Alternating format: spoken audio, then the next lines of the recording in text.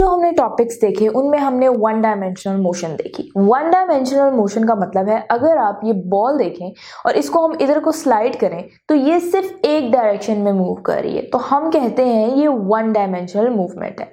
अब अगर मैं एक बॉल लूँ और उसे यहाँ से थ्रो करूँ तो ये बॉल ऑब्वियसली ये रास्ता फॉलो करेगी और यहाँ पर हिट करेगी। तो एट एनी पॉइंट ये बॉल टू डायमेंशंस में मूव कर रही थी, यानी ये एक्स की डायरेक्शन में भी जा रही थी और ये वाई की डायरेक्शन में भी जा रही थी। तो हम इसको कह सकते हैं कि ए से सी तक का डिस्टेंस उस बॉल ने कवर किया है वाई और एक्स की डायरेक्शंस में। तो मैं अगर सिर्फ एक्स डायरेक्शन से हाईलाइट करूं तो आप देख सकते हैं इस पॉइंट से इसकी डायरेक्शन सेम थी, इस पॉइंट से एक्स एक्सिस की डायरेक्शन में थी, यहाँ पर भी एक्स एक्सिस की डायरेक्शन पे थी, यहाँ पर भी एक्स एक्सिस की डायरेक्शन में थी और ये सारी जगह पर same x component of velocity है, इसे vx का नाम दे देते हैं। एट द सेम टाइम यहाँ पर एक और काम भी हो रहा है। राइट एट पॉइंट ए क्या वो नीचे की तरफ मूव कर रही थी बॉल? नहीं, यानी y की डायरेक्शन में मूव नहीं कर रही थी। इस वजह से यहाँ पे इनिशियल y वेलोसिटी उसकी 0 थी। एट दिस पॉइंट a उसकी y की डायरेक्शन में ऊपर या नीचे कोई मूवमेंट नहीं थी। फिर यहाँ पर उसकी नीचे की तरफ मूवमेंट थी, यहाँ पर भी नीचे की तरफ वेलोसिटी थी और यहाँ पर just before hitting the ground को हिट करने से पहले उसकी y की डायरेक्शन में वेलोसिटी यहाँ पर मैक्सिमम थी, तो हम उन सबको vy कह देते हैं। तो यहाँ से हम एक चीज़ कंक्लूड कर लेते हैं कि इस टू डायमेंशनल मोशन में v वेलोसिटी का जो x कंपोनेंट है यानी x डायरेक्शन में था वो सेम था, बट जो y की डायरेक्शन में कंपोनेंट था वो चेंज हुआ। और हमें पता है जब भी कोई चीज़ ऊपर या नीचे की तरफ मूव करती है तो उसके ऊपर ग्रेविटेशनल एक्सेलरेशन एक्ट कर रहा होता है। तो अब ज़रूरी नहीं कि हम वहीं से बॉल को फेंकें, हम ये भी कर सकते हैं बॉल को यहाँ से किक करें और वो बॉल भी हो सकती है, रॉकेट भी हो सकता है, कोई भी ऐसी मूवमेंट जो इनिशियल वेलोसिटी के साथ हम उसको शूट करें यहाँ से और वो ये रास्ता फॉलो करते हुए जाए, यानी कि उसको इनिशियल एक फोर्स लगाएं और फिर वो ऊपर जाए और वापस आए और ऐसा ही रास्ता फॉलो करेगी। तो जिस वेलोसिटी से वो शूट की यानी किक की तो उसकी वेलोसिटी को हम vi कहेंगे। vi का मतलब इनिशियल वेलोसिटी, और वो जो शूटिंग के वक्त का एंगल था एक्स एक्सिस के साथ उसे हम थीटा कहेंगे। और हम वेक्टर के चैप्टर से पढ़ चुके हैं किसी भी वेक्टर के दो कंपोनेंट्स होते हैं, तो हम इस vi के वेक्टर के कंपोनेंट्स कैलकुलेट करना चाहें तो इस तरह कह सकते हैं x की डायरेक्शन में ये कंपोनेंट है और y की डायरेक्शन में ये कंपोनेंट है। और मैं इसे अलग से लिख लूं तो हम यहाँ पे vi कह सकते हैं। और आपको मालूम है अगेन वेक्टर के चैप्टर से कि इसका y कंपोनेंट जो है वो vi sin थीटा होता है, यानी ये जो भी हमारे पास वेक्टर है उसको साइन थीटा से मल्टीप्लाई करेंगे तो उसका y कंपोनेंट आ जाएगा। इसी तरह x कंपोनेंट जो उसका है वो vi cos ऑफ थीटा से मल्टीप्लाई करेंगे तो हमारे पास उसके x कंपोनेंट आ जाता है। और ये वापस हम यहाँ पर भी रखकर देख सकते हैं कि vi जो है वो इनिशियल वेलोसिटी थी जहाँ से वो शूट हुआ, और vy जो है वो vi sin थीटा और vx vi cos of theta है। अब जब ये यहाँ से ट्रैवल करके आगे जाता है तो वो इनिशियल वेलोसिटी या इनिशियल बात खत्म हो गई। तो कहीं पर भी इस रास्ते में हम इसकी वेलोसिटी मालूम करना चाहें x कंपोनेंट या y कंपोनेंट तो अब वो कहलाएगा फाइनल वेलोसिटी। यानी फॉर एग्जांपल इस पॉइंट पर इस बॉल की वेलोसिटी देखूं और उसका x कंपोनेंट जो x की डायरेक्शन में होगा तो ये होगा, इसे हम कहेंगे ये vfx है, और जो y की डायरेक्शन में होगा वो vfy होगा। तो एट एनी पॉइंट जो हम बात करेंगे कंपोनेंट्स की वो फाइनल होगा, सिर्फ इनिशियल वो था जो स्टार्ट में जिस वेलोसिटी के साथ वो शूट हुआ। अब अगेन यहाँ पर जब मैं इसकी वेलोसिटी देखती हूँ तो आप देख सकते हैं ये बिल्कुल टॉप पर है, इस वक्त ये ऊपर की तरफ जा रहा है। तो एट एनी पॉइंट जो हम बात करेंगे कंपोनेंट्स की वो फाइनल होगा, सिर्फ इनिशियल वो था जो स्टार्ट में जिस वेलोसिटी के साथ वो शूट हुआ। अब अगेन यहाँ पर जब मैं इसकी वेलोसिटी देखती हूँ तो आप देख सकते हैं ये बिल्कुल टॉप पर है, इस वक्त ये ऊपर की तरफ जा ही नहीं रहा, मतलब जाहिर है ना ऊपर जा रहा है ना नीचे, तो इसकी y की डायरेक्शन में कोई वेलोसिटी नहीं है एट टॉप, लेकिन x की डायरेक्शन में ऑब्वियसली है, ये भी आगे की तरफ मूव कर रही है। तो फिर जब ये यहाँ से ट्रैवल करके आया तो अब क्या हुआ, जो y की डायरेक्शन में जो इसकी वेलोसिटी थी वो डाउनवर्ड होगी क्योंकि ग्रेविटेशन इसे नीचे की तरफ पुल कर, और y की डायरेक्शन में स्टिल सेम है। तो आप देख सकते हैं यहाँ पर कि vfx सेम है हर पॉइंट पर, यानी x की डायरेक्शन पर जो फाइनल वेलोसिटी सेम है, y चेंज हो रहा है। Again just before hitting the ground जो हमारे पास y है, फाइनल वेलोसिटी y की वो मैक्सिमम हो जाएगी क्योंकि ग्रेविटेशनल एक्सेलरेशन उसे अपनी तरफ पुल कर रही थी। और जो x की डायरेक्शन में vfx वो फिर भी सेम रहेगा, तो यहाँ से हम इसको लिख सकते हैं, यानी vfx फाइनल वेलोसिटी x की डायरेक्शन में सेम थी जो इनिशियल थी, यानी vix is equal to vfx, यानी कि इनिशियल और फाइनल वेलोसिटी x की डायरेक्शन में सेम थी और वो हमने कैलकुलेट की, वो क्या थी, vi cos ऑफ थीटा। तो अब हम मालूम करना चाहते हैं vfy यानी कि y की डायरेक्शन में फाइनल वेलोसिटी। तो उसके लिए हम मोशन की इक्वेशन यूज करेंगे, vfx is equal to vi plus at। तो vi अगेन हम यहाँ से देखेंगे y की डायरेक्शन में जो हमारी इनिशियल वेलोसिटी थी वो थी vi sin थीटा, तो vy जो है वो vi sin थीटा के आ गया।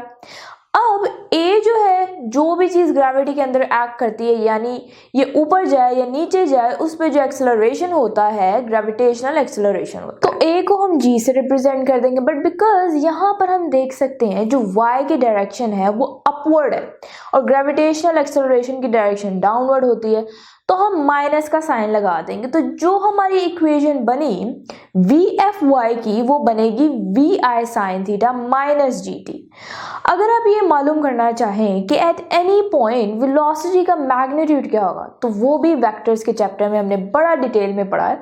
यहाँ पर हम देख लेते हैं पाइथागोरस थ्योरम। अगर इस ट्रायंगल को कंसिडर करें और यहाँ पर एक ट्रायंगल बना लें, इसी तरह इसे यहाँ पर v है हाइपोटेन्यूज के, vfy है परपेंडिकुलर के और बेस है vx के इक्वल। तो पाइथागोरस थ्योरम हमें क्या बता रहा है, हाइपोटेन्यूज का जो स्क्वायर है, यानी इसका जो स्क्वायर वो बराबर होता है बेस के स्क्वायर प्लस परपेंडिकुलर के स्क्वायर के। तो यही हम लेते हैं और यहाँ से हम देख सकते हैं कि जो हमारा हाइपोटेन्यूज है इस ट्रायंगल में हमने OP से शो किया है, बेस OM से, और ये जो MP से। और अगेन अगर आप देखें तो जो हाइपोटेन्यूज है वो हमारी वेलोसिटी है जिसको हम मालूम करना चाह रहे हैं, तो V OP की जगह v स्क्वायर आ जाएगा और ये जो परपेंडिकुलर का कंपोनेंट्स है वो vfy स्क्वायर आ जाएगा और जो बेस है वो vfx का स्क्वायर आ जाएगा। हम इंटरेस्टेड हैं v के लिए, तो दोनों तरफ स्क्वायर रूट ले लेंगे। इस तरफ स्क्वायर रूट लेंगे तो स्क्वायर रूट स्क्वायर से कैंसिल हो जाएगा, हमें v मिल जाएगा। और यहाँ पर हमारे पास vfx का स्क्वायर प्लस vfy का स्क्वायर अंडर रूट जो है वो इसका मैग्नीट्यूड होगा। नेक्स्ट चीज है उसकी डायरेक्शन। तो अगेन डायरेक्शन हम लिखेंगे tan फाई, यहाँ पर फाई जो है एंगल है, इनिशियल शूटिंग एंगल है, तो वो इक्वल होगा vfy ओवर vfx के। अब हम अगेन अपनी जो एग्जाम्पल है उसको वापस देखते हैं। यहाँ पर से बॉल शूट हुई और उसने ये रास्ता फॉलो किया, मैं क्या करती हूँ दोबारा इसे यहाँ से शूट करती हूँ और यहाँ एक स्टॉप वॉच ऑन कर लेती हूँ। ये बॉल को यहाँ से स्टार्ट होने के लेके वापस दोबारा हिट करने तक के जो टाइम हमारी स्टॉप वॉच बता रही है, ये हमारा ऑब्वियसली कहलाएगा टाइम, कि कितना टाइम लगा। अगेन हम यहाँ से देख सकते हैं अपने ग्राफ में, इस एनिमेशन में, कि जो डिस्टेंस है या हाइट है ये मैक्सिमम है जो हमारी बॉल ने अचीव की y की डायरेक्शन में जब हमने इसे शूट किया। ये दूसरी बात। तीसरी बात हम देख सकते हैं कि यहाँ से हमने उसे शूट किया और यहाँ पे जाके उसने हिट किया, तो ये डिस्टेंस है, वो हमारी रेंज है कि कितनी वो हमारी रेंज है कि कितनी दूर तक ये जाएगी, ये रेंज। तो इन तीनों चीज़ों को, यानी इस टाइम को, इस हाइट को और इस डिस्टेंस को हमने प्रोजेक्टाइल मोशन में खास नाम दिए हैं। इसको हमने कह दिया ये टाइम जो था टाइम ऑफ फ्लाइट, ये जो हाइट थी इसे कह दिया हाइट ऑफ प्रोजेक्टाइल, और ये जो डिस्टेंस था जो मैक्सिमम उसने ट्रैवल किया एक्स की डायरेक्शन में उसे हमने कह दिया ये हमारा रेंज ऑफ प्रोजेक्टाइल। अब ये तीनों चीजें हम अलग लिख लेते हैं, यानी time of flight, height of projectile, range of projectile, और इन तीनों को हमने सॉल्व करना है, मैथमेटिकली देखना है कि टाइम कितना लगा, इसको कितनी हाइट पे ये मैक्सिमम जा सकता है और कितनी रेंज होगी इसकी, और ये मालूम करने के लिए हम मोशन की तीनों इक्वेशंस का यूज़ करेंगे। वो तीनों इक्वेशंस का यूज़ करेंगे, उन तीनों इक्वेशंस को हम यहाँ पर लिख लेते हैं। तो सबसे पहले हम स्टार्ट करते हैं हाइट ऑफ प्रोजेक्टाइल से कि हाइट कैसे है। अगेन इसको यहाँ से शूट करते हैं और x पे बॉल आती है, हम मालूम करना चाह रहे हैं ये हाइट कितनी है। अब इस वक्त जो s होगा यानी डिस्टेंस होगा उसे हम हाइट ले लेते हैं। अब बिकॉज ये ग्रेविटेशन के अगेंस्ट हो रहा है तो हम माइनस जी ले लेंगे एक्सेलरेशन। एट दिस पॉइंट जो फाइनल वेलोसिटी है y की डायरेक्शन में वो क्या है, 0। एट दिस पॉइंट ना नीचे जा रहा है ना ऊपर, एग्जैक्टली इस पॉइंट पे जो मैक्सिमम पॉइंट है VFY जो है वो है 0। तो मैं क्या करती हूँ, अपनी ये इक्वेशन VF² = VI² + 2AS इसको यहाँ से उठाती हूँ और यहाँ पे रख लेती हूँ। अब मैं इंटरेस्टेड हूँ इसको मालूम करने में, तो इस वैल्यू को मैं अलग करना चाहती हूँ। ये वाली value VF² as it is लिख लेती हूँ। यहाँ पर VI² के इक्वल के इस साइड पे है, इसको उठाकर दूसरी साइड पे ले जाती हूँ। यहाँ पे पॉजिटिव था तो यहाँ नेगेटिव हो जाएगा, बाकी इक्वल के इस साइड पे क्या बचा, सिर्फ 2AS। तो 2AS को उठाकर यहाँ पर एज इट इज लिख लेती हूँ। अब इनमें a की वैल्यू हम अभी देख चुके हैं कि वो -g है, ग्रेविटेशनल एक्सेलरेशन है। क्योंकि वो अंडर ग्रेविटी एक्ट कर रही है बॉल, उस पर ग्रेविटी एक्ट कर रही है तो -g आ जाएगा। s जो है उसे हम हाइट ले लेते हैं एंड जो VFY है वो हमारी इक्वल टू 0 और VI हम देख लेते हैं ये कैसे मालूम करें। वापस अपने ट्रायंगल देखते हैं तो VI के दो कंपोनेंट्स है, x की डायरेक्शन में और y की डायरेक्शन में। ये चूंकि हम y की डायरेक्शन में जो कि हम मालूम करना चाहते हैं, इनिशियल y का कंपोनेंट होगा वो v sin थीटा, तो यहाँ पे मैं VI की जगह लिख दूंगी v sin थीटा। तो अगेन इक्वेशन को लिखते हैं VF² - VI² = 2AS। VF² 0 है, 0 का स्क्वायर 0 होता है तो ये ऐसे ही रहता है। VI की वैल्यू हमने निकाली VI की sin थीटा, तो VI की जगह VI sin थीटा लिख देते हैं और होल के स्क्वायर है तो होल एज इट इज लिख देते हैं एंड 2 वैसे लिखेंगे। a की जगह -g, s की जगह h, मतलब हाइट हमारी जो हम मालूम करना चाहते हैं। तो अब इस इक्वेशन को सिंप्लीफाई करते हैं, 0 तो खत्म हो गया, माइनस वैसे लिख लेते हैं VI² थीटा। साइन जो स्क्वायर है ये VI पे भी एप्लीकेबल होगा, साइन थीटा पे भी एप्लीकेबल होगा। साइन थीटा पे अप्लाई होगा तो sin² थीटा बन जाएगा, 2 वैसे ही लिखेंगे। ये जो माइनस है ये बाहर लिख देंगे तो ये बन जाएगा -2gh। हमारी इक्वेशन बनी -VI² sin² थीटा = -2gh। अब माइनस माइनस से कैंसिल हो जाएगा तो हमारे पास बचा VI² sin² थीटा = h। अब ये जो 2g है उठाकर हम दूसरी साइड पे डिवाइड कर देंगे, यहाँ पे मल्टीप्लाई हो रहा था दूसरी साइड पे डिवाइड हो जाएगा। तो यहाँ से हमारे पास h की वैल्यू ये बनी, h = VI² sin² theta / 2g। तो इस इक्वेशन को देखकर आप समझ सकते हैं कि मैक्सिमम हाइट हमारी बॉल अचीव करेगी वो दो चीज़ों पे डिपेंड करेगी। एक कि उसकी इनिशियल वेलोसिटी क्या थी, सेकंड उसके थीटा क्या था, एंगल क्या था एक्स एक्सिस के साथ। तो हमने मालूम कर लिया हाइट ऑफ प्रोजेक्टाइल। अब हम मालूम करना चाहते हैं टाइम ऑफ फ्लाइट। उसके लिए हम क्या करेंगे, हम अपनी इक्वेशन ये वाली उठाकर यहाँ ले जाते हैं जो कि है s = VIT + ½ AT²। a को हमने देख लिया, यहाँ पर -g होगा क्योंकि ग्रेविटेशनल एक्सेलरेशन अपोज कर रही है काम को। s हम देख चुके हैं VI = sin थीटा हमारा जो y डायरेक्शन में है। तो हम टाइम कौन सा कैलकुलेट करना चाहते हैं, हम टाइम कैलकुलेट करना चाहते हैं जब वो यहाँ से शूट हुई और प्रोजेक्टाइल मोशन होते हुए यहाँ पर हिट की। अगर हम डिस्टेंस देखें, हाइट देखें, जब वो हिट हुई तो वो 0 है, क्योंकि वो जितना ऊपर गई थी उतना ही नीचे आ गई।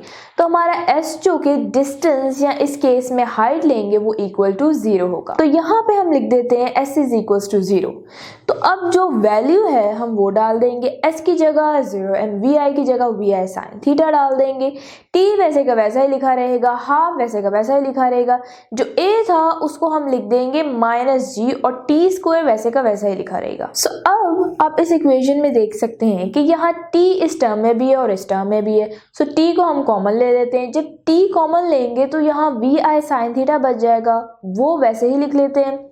और ये जो माइनस है ये प्लस से मल्टीप्लाई होकर माइनस हो जाएगा, फिर हाफ वैसे का वैसा ही आ जाएगा एंड g, और यहाँ t स्क्वायर था यानी 2 t's थे, एक हमने बाहर ले लिया तो अंदर सिर्फ एक बच गया। तो ये हमारे पास इक्वेशन बची। अब ये जो t है दूसरी तरफ ले जाकर 0 से डिवाइड कर दूंगी तो 0/t लिख देंगे।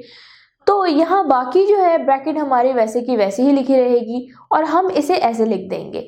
यहाँ से जो हम सेपरेट करना चाहते हैं वो अपना t है, टाइम। तो आपको मालूम है 0 से अगर हम किसी भी चीज़ को डिवाइड करें तो आंसर 0 आता है, तो यहाँ 0 लिख देते हैं और बाकी टर्म हम ऐसे की ऐसे ही लिख देते हैं। नेक्स्ट क्या करते हैं, हम इंटरेस्टेड हैं इस टर्म को अलग करने में, क्योंकि इसके साथ ही हमारी t है तो इसे उठा के इक्वल की दूसरी तरफ ले जाते हैं। ये बन जाएगा हाफ gt और इक्वल के इस तरफ बच जाएगा, इक्वल के इस तरफ सिर्फ ये टर्म बच जाएगी यानी vi sin थीटा। अब 2 यहाँ पे डिवाइड हो रहा है तो दूसरी तरफ जाके मल्टीप्लाई हो जाएगा, तो ये 2vi sin थीटा ऊपर बन जाएगा और g बिकॉज t से मल्टीप्लाई हो रहा है दूसरी तरफ जाके डिवाइड हो जाएगा, तो यहाँ पे t बन जाएगा t is equals to 2vi sin theta over g।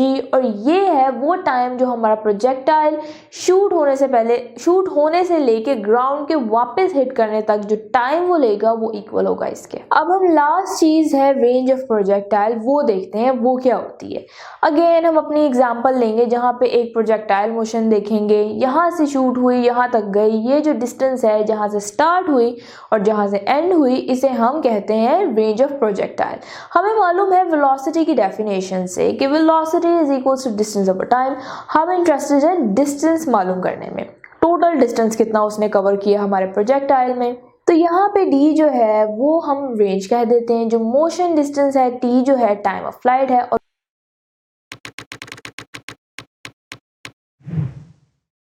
अगर आप ये लेक्चर कंप्लीट देखना चाहते हैं और उसके साथ साथ हज़ारों MCQs और उनकी एक्सप्लेनेशंस चाहते हैं तो अभी कृपया गूगल प्ले स्टोर पे जाइए और डाउनलोड कीजिए ऐप हिप्पो ई-लर्निंग प्रोग्राम।